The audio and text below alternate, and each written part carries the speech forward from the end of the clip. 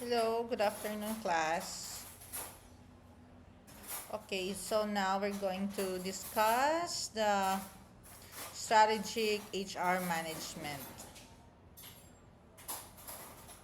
Okay, or SHRM. So means aligning HR policies and practices with the overall goals and direction of the organization. Instead of HR working in isolation, just hiring or training people, the SHRM ensures that people management supports the company's business objectives. So, for example, Abe, uh, profitability, market expansion, innovation, or customer satisfaction.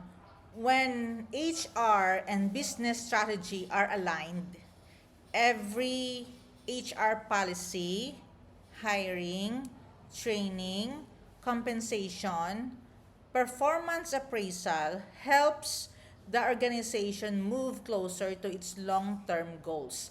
Meaning to say, nga ang HR, hindi ni siya isolated department of the organization. Also, they share the same goals with the company. Okay, they have the same goals. Like for example, of course, profitability, no? So wala profit, hindi man guro mag-exist ang HR, right? That is just an example. So when HR and business strategy are aligned, HR policy, hiring, training, compensation, performance appraisals helps the organization move closer to its long-term goals. For example, ang Jollibee's HR strategy. Okay? So Jollibee Foods Corporation, ang expansion and customer service, paano nag-align ng HR diri? So, ang policies ng HR, they hire and train employees with strong customer service orientation.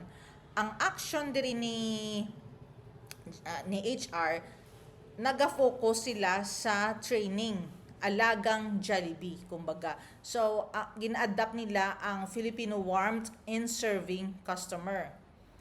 Ang resulta diri, tungod sa HR policies, gina-reinforce nila ang brand strategic goal of being the most loved quick service restaurant in the Philippines and abroad. Okay, next example. Google driving innovation. Okay? So, innovation and technological leadership. Paano nag-align ang HR dire? Ang policy encourage creativity and risk-taking among employees. Ang action ginobra ni Google is 20% time policy. This allow employees to spend part of their work hours on passion projects. So what will be the result? This HR practice produce products like Gmail and Google Maps, supporting the company's innovation-driven strategy. Okay? Now, how about kay Toyota Motor Philippines? Ang ila business strategy, operational excellence, efficiency, how HR aligns. So, ang policy nila, they will continuous improvement training or Kaizen. Okay? Do you know what Kaizen is? So, you have to answer this na. What is Kaizen? So, amo na ang ginaobra ni HR. So, sa HR ga-conduct sang regular skill up workshops and lean management seminars. So, ang maging resulta sina, ang mga employees are empowered to suggest process improvements, no, aligning people performance with Toyota's mission of quality and efficiency. Another example, Ayala Corporation.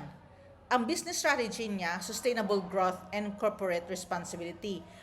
Gina-align ni HR ang policy nga to integrate sustainability and ethics in recruitment and performance management. So, this action nag-promote ang HR, corporate social responsibility or CSR, as part of leadership competencies. So, this will result to leaders are developed with both business and ethical lenses, supporting Ayala's goal of inclusive, sustainable progress. Okay? Ang SHRM, Strategic HR Management, people strategy with business strategy. Gina-strategize nila on how to deal with their people, on how to hire, anong pangitao nila, paano nila skills up, paano nila training. So, when HR policies are aligned, mag-align ang HR policies sa goals ng company or sa organizations, employees become strategic assets. Nagiging asset yung employee para sa growth ng organization or company. Ang ining alignment helps organization respond to change, drive innovation, and achieve long-term competitive advantage. Okay? You get it, class, that we are, what I'm trying to say here, to tell you, is that ang HR hindi siya isolated na part sa organization, but HR aligns, nag-align sila sa goals ng kumpanya. Okay? Because it is part of the company. So, kung anong ilang ginapangita, kung anong ilang goal, gina-align nila, among mga tao man ang ilang ginapangita para magiging assets sang kumpanya that will align nga sa ilang policy. Okay? And of course, this will create profitability in the company. So, they choose the right people for their company. Okay.